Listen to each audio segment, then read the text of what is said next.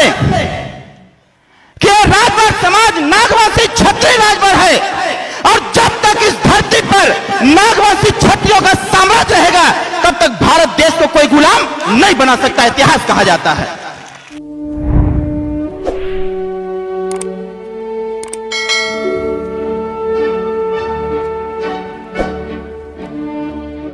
हमको जिनके आदर्शों पर चलना है, जहां तक मैं कहूं तो साक्षात वो भी लोग उपस्थित हैं।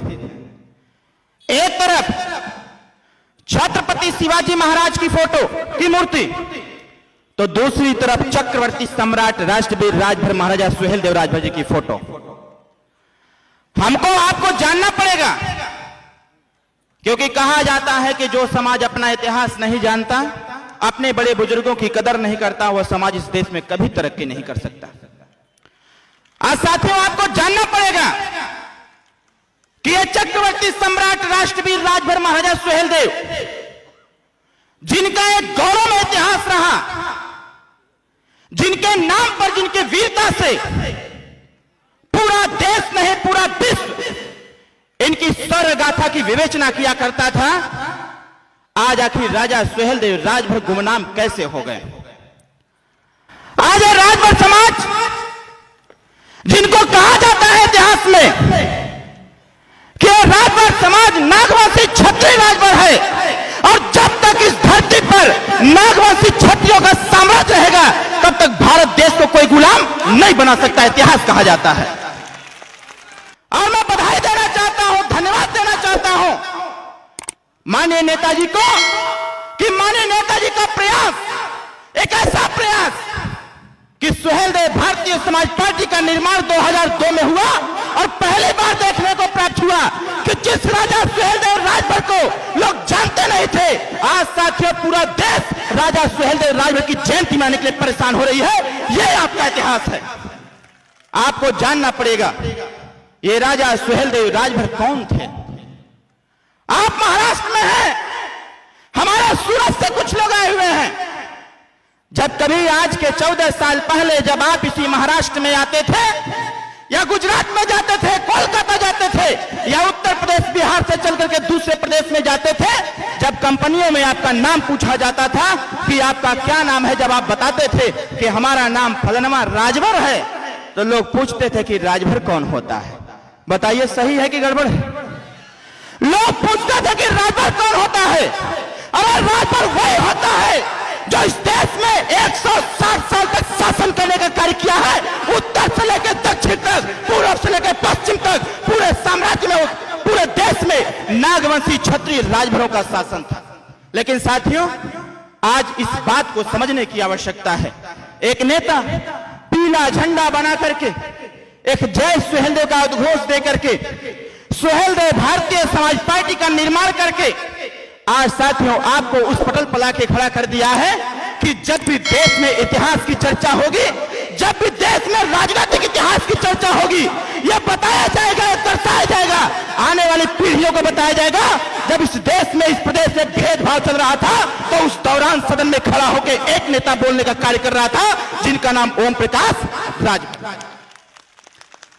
साथियों, इतिहास आपको जानना पड़ेगा। मेरे बनारस में एक 38 मिनट का मैंने स्पीच दिया हुआ था, और वो स्पीच मैं राजा सुहेलदेव राजभर के मूर्ति के सामने में खड़ा होकर भाषण देने का कार्य किया था। मैं बताना चाहता हूं आपको कि आखिर आपका इतिहास कैसे खत्म हो गया, जिसका शासन पूरा देश में था, जिसके शौर्य गाथा पूरा देश में थी। आज उस समाज के लोग 10x12 के आवास के लिए तरस जा रहे हैं, 3x4 शौचालय के लिए तरस जा रहे हैं साथियों, जिसका शासन पूरे देश में रहा करता था। आखिर ऐसी दुर्दशा कैसे हो गई? आज मैं धन्यवाद देता हूं इस धरती को, जिस धरती पर खड़ा होकर के हम राजा सुहेलदेव राजभर के जन्मोत्सव को मनाने का प्रयास कर रहे हैं, जिस धरती पर खड़ा होकर के एक नया इतिहास को बताने का प्रयास कर रहे हैं। मैं इस धरती को नमन करता हूं, और इस धरती पर रहने वाले लोगों को नमन करता हूं कि आप जैसे लोगों ने ये संकल्पित भाव से सिद्ध करने का प्रयास किया है, ये देश में अगर हम है तो हम के हिस्सा मिले के हिस्सा किस बात की है? पहले ऐतिहासिक हिस्सा। अगर इस देश में 585 राजा थे और 585 राजा में अगर 165 राजा राजभर समाज के थे तो उनका संपत्ति कहां चला गया? इस देश में अगर 165 राजा नागवंशी क्षत्रिय राजभर थे तो इनका पतन कैसे हो गया?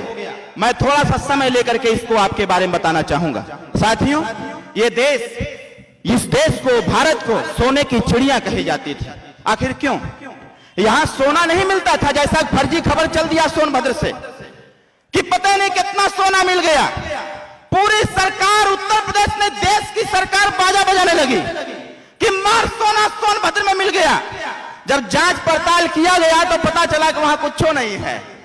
मैं आपको बताना चाहता हूं, जैसे कहा जाता है, तमाम महापुरुषों ने कह रखा है, जिस समाज का इतिहास नहीं उस समाज का विकास नहीं। जिस समाज के पास इतिहास नहीं उस समाज का विकास नहीं। तो आपको इतिहास जानने की आवश्यकता है। और इसी परिप्रेक्ष्य में मैं आपको बताना चाहता हूं साथियों, जब इस देश में राजतंत्र था, जब इस देश में राजतंत्र था तो इस देश में 165 राजा नागवंशी क्षत्रिय हुआ करते थे। अरे 165 राजा नागवंशी क्षत्रिय इस देश को स्थापित करने का प्रयास किए। इस देश में समता, स्वतंत्रता, बंधुत्व, न्याय को स्थापित किए। इस देश को सोने की चिड़िया बनाए। इसलिए बनाया गया क्योंकि भारत देश में हिंदू, मुस्लिम, सिख, ईसाई, जैन, पारसी इस देश में जो भी प्रवेश किया वो लोग भाई भाई की तरह रहा करते थे। इस देश में हिंदू, मुस्लिम ये सब छोड़ करके यहाँ धर्म को स्थापित किया जाता था कि भारत देश में रहने वाले लोग, हम सब लोग भाई भाई एक साथ मिल करके रहा जाएगा। और साथियों, स्थिति क्या होता है? इस देश में एक ऐसा व्यक्ति प्रवेश करता है विदेश से, एक ऐसा व्यक्ति प्रवेश करता है विदेश से, वो आता है विदेश से, भारत देश में प्रवेश करता है। उसको अपने शक्ति पर अभिमान हो जाता है, उसको घमंड हो जाता है कि हमारे पास प्रचंड सेना है। और वो रात को सपना देखता है कि पूरे भारत को हम कब्जा कर लिए हैं। और उसी सपने को साकार करने के लिए व्यक्ति निकल पड़ता है। और जब व्यक्ति निकलता है तो देवताओं द्वारा स्थापित किया गया सोमनाथ मंदिर सबसे पहले भारत देश में प्रवेश करके सोमनाथ मंदिर को तोड़ने का प्रयास करता है। और साथियों, जब सोमनाथ मंदिर को तोड़ता है तो उसको अपने शक्ति पर और घमंड हो जाता है। वो कह लेता है कि हमने जो सपना देखा है भारत देश को गुलाम बनाने का, भारत देश में अपना राज स्थापित करने का, अब इसको पूरा करने का वक्त आ गया है। साथियों, वो बड़ी सेना लेकर के निकलता है और पूरे पश्चिम से तमाम राजाओं को परास्त करते हुए बनारस पहुंचता है और बनारस को भी परास्त करते पहुंचता है बहराइच। मैं बहराइच बताना चाहता हूं, इस फील्ड में तमाम हमारे युवा साथी हैं। यहां अगर उम्र की बात कर लिया जाए तो 18 साल से लेकर के 45 साल तक के लोग इस मैदान में हैं। बहराइच की सीमा पर जब व्यक्ति विदेशी आक्रांता पहुंचता है और पहुंचने के बाद चैलेंज देता है राजा सुहेलदेव राजभर जी को, वो कहता है, उसको पता चल जाता है विदेशी आक्रांता को कि बहराइच का जो राजा है उसकी उम्र 18 साल है, इसको तो हम हड़का करके अपने कब्जे में कर लेंगे। और साथियों, अपने संदेशवाहक के माध्यम से संदेश भेजता है कि ऐ राजा सुहेलदेव राजभर, तुम मेरे प्रस्ताव को स्वीकार कर लो। मैंने देश के तमाम राजाओं को परास्त कर दिया है, मैंने देवताओं द्वारा स्थापित सोमनाथ मंदिर को कब्जा कर लिया है, तमाम मंदिरों मस्जिदों को तोड़ते हुए आज मैं तुम्हारे सीमा को भी लांघने का प्रयास कर रहा हूं। लेकिन मैं नहीं चाहता हूं कि मैं किसी नौजवान से युद्ध करूं, किसी दूध में है बच्चे से युद्ध करूं। और इस प्रस्ताव को राजा सुहेलदेव के समक्ष उनका प्रस्तावक लेकर के जाता है और संदेशवाहक लेकर के जाता है। राजा सुहेलदेव राजभर जी को पता चल जाता है। राजा सुहेलदेव राजभर जब देखते हैं कि पूरे इधर पश्चिम के तमाम राजाओं को परास्त करके वो व्यक्ति हमारे यहां प्रवेश किया है, राजा सुहेलदेव राजभर जी ने अपने संदेशवाहक के माध्यम से देश के तमाम राजाओं को संदेश भेजते हैं। जो लोग छोटे छोटे राज्य के लोग हुआ करते थे उनको संदेश भेजवाते हैं कि हमारी भारत माता खतरे में है, हमारा देश का नौजवान खतरे में है, हमारा देश का भविष्य खतरे में है। और एक विदेशी आक्रांता आकर के देश को गुलाम बनाने का संकल्प लिया हुआ है। इसके संकल्प को चूर चूर करने की आवश्यकता है। राजा सुहेलदेव राजभर का प्रस्ताव जाता है साथियों, और राजा सुहेलदेव राजभर के प्रस्ताव को तमाम राजा ठुकरा देते हैं, कहते हैं कि जो व्यक्ति आधे से अधिक राज्य को कब्जा कर लिया हो उससे हम लड़ नहीं सकते। और उसी दौरान साथियों घटना घटित होता है। मैं इसको लाऊंगा कि ये भागीदारी संकल्प मोर्चा किस उद्देश्य के लिए बनाया गया है, इसको भी मैं लाऊंगा। उसी दौरान एक घटना घटित होता है साथियों, राजा सुहेलदेव राजभर अपने संदेश वाहक के माध्यम से पुनः संदेश भेजते हैं अपने उन राजाओं को जो नागवंशी क्षत्रिय राजभर कहे जाते थे, जो बिंद समाज के कहे जाते थे, जो पाल समाज के राजा थे, जो प्रजापति समाज के राजा थे। ऐसे लोगों को संदेश भेजते हैं और 22 राजा उनके साथ खड़े होते हैं। 22 राजा आते हैं उनके महल में, उनसे कहते हैं कि ये बहुत चुनौतीपूर्ण घटना है, इससे हमको लड़ना होगा। राजा सुहेलदेव राजभर जी ने कहा कि आपके जो छोटे छोटे सेना हैं उन लोगों को लेकर के आओ, मैं इस युद्ध का नेतृत्व मैं करूंगा। और ऐसे जो विदेशी आक्रांता है, जिसको घमंड हो गया अपनी शक्ति पर, जिसको घमंड हो गया अपनी सेना पर, इसको औकात में लाना पड़ेगा। साथियों, राजा सुहेलदेव राजभर जी चले जाते हैं नानपारा के मैदान में और नानपारा के मैदान से ललकारते हैं, अरे गद्दार, तुम मेरे भारत माँ के ऊपर तूने तलवार चलाने का प्रयास किया, तूने हमारी बहन बेटियों की इज्जत के साथ खेलने का प्रयास किया, तूने देश की संस्कृति सभ्यता पर उठाने करने का प्रयास किया। अब तुम्हारा वो अंजाम करूंगा कि आने वाली नस्लें भी याद रखेंगी, आने वाला इतिहास भी गवाही देगा कि जब तक वीरता के इतिहास में राजा सुहेलदेव राजभर का नाम दर्ज नहीं होगा तब तक इतिहास को पूर्ण इतिहास नहीं कहा जा सकता। साथियों, ये संकल्प लेकर के राजा सुहेलदेव राजभर चल देते हैं। राजा सुहेलदेव राजभर इस संकल्प को लेकर नानपारा के मैदान में उतरते हैं और गद्दार को ललकारते हैं कि आज तुम्हारे पास जितनी सेना हो, आज तुम्हारी सेना की भी औकात नाप के रख दूंगा। 12,500 सेना लेकर के राजा सुहेलदेव राजभर और 1.5 लाख गद्दारों को गाजर और मूली की तरह काट करके देश में इतिहास लिखने का कार्य किया कि जब तक इस धरती पर राजा सुहेलदेव राजभर के वंशज रहेंगे, जब तक इस धरती पर नागवंशी क्षत्रिय समाज के लोग रहेंगे, तब तक भारत देश को कोई गुलाम नहीं बना सकता है। साथियों, इतना बड़ा इतिहास आपका रहा, लेकिन साथियों मुझे शर्म आती है, मुझे शर्म आती है इस बात पर और मुझे ताज्जुब होता है इस बात पर, ये गद्दार इतिहासकार जो आज के इतिहासकार बने हैं, कल के चाटुकार बेईमान थे।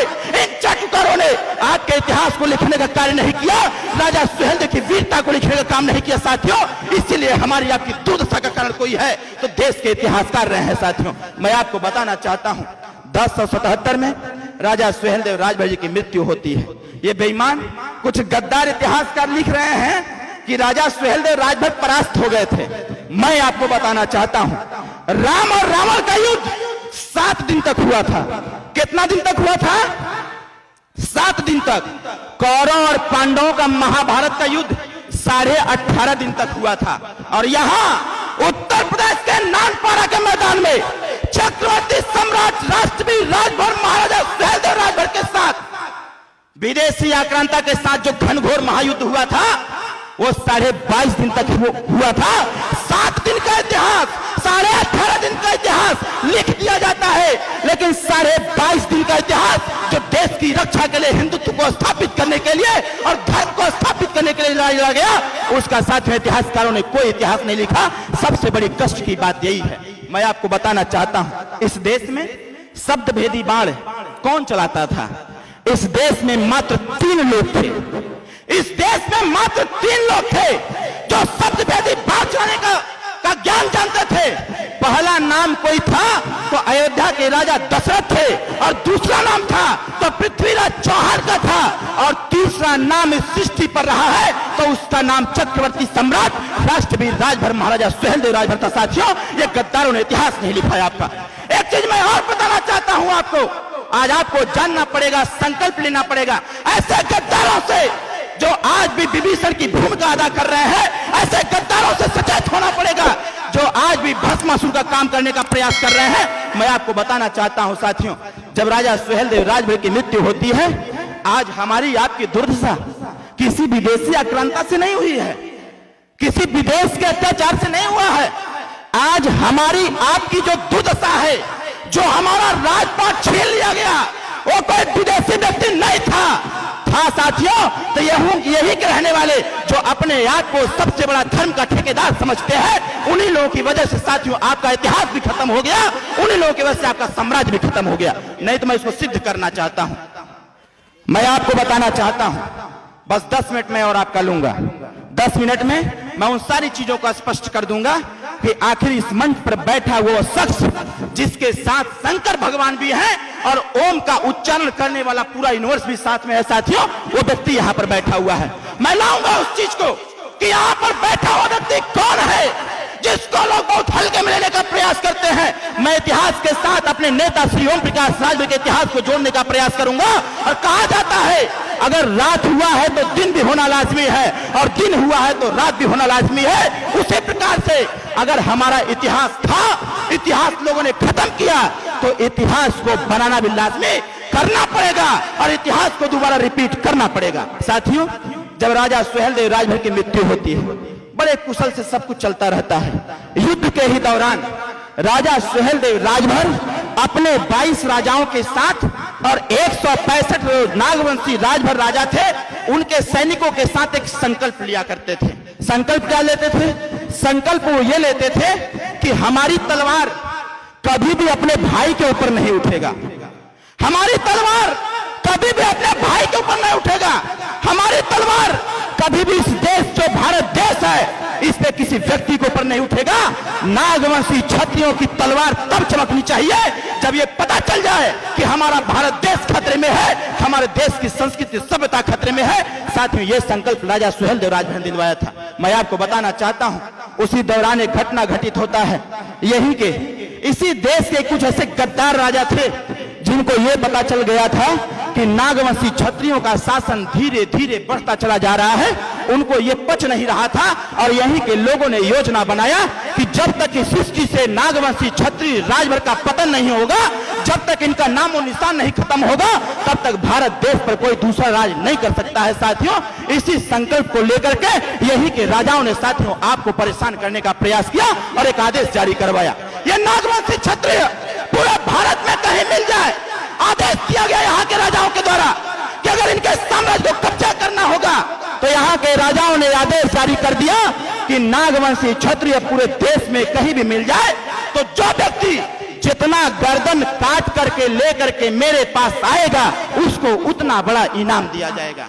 कहने का मतलब है साथियों, आपको खत्म करने के लिए, आपको बर्बाद करने के लिए यहाँ के राजाओं ने षड्यंत्र रचा और स्थितियां ऐसी हो गई कि धीरे धीरे करके साथियों हम लोग अपने साम्राज्य को त्याग दिए, क्योंकि हमने संकल्प लिया था कि तलवार नहीं उठाऊंगा और यहाँ के राजाओं ने हमको धीरे धीरे खदेड़ने का प्रयास किए।